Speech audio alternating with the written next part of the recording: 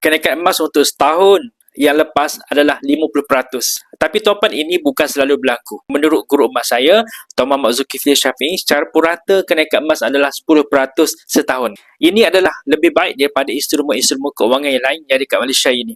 Kata Tuan Aziz Ali, dulu pilih ubi, sekarang pilih beras. Dulu pilih SB, sekarang pilih emas.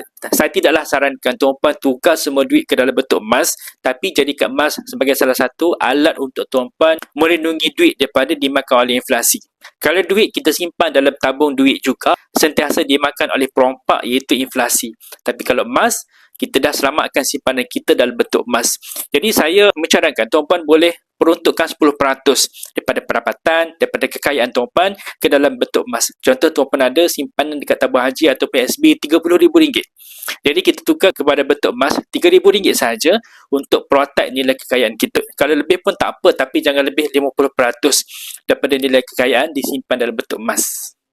Okay, untuk banyak tips pasal emas, jemput follow saya. Kalau tuan-puan nak mula simpan emas, terus klik link dekat bio saya. Nanti saya akan bantu untuk tuan-puan mula simpan emas dengan sebaik yang mungkin.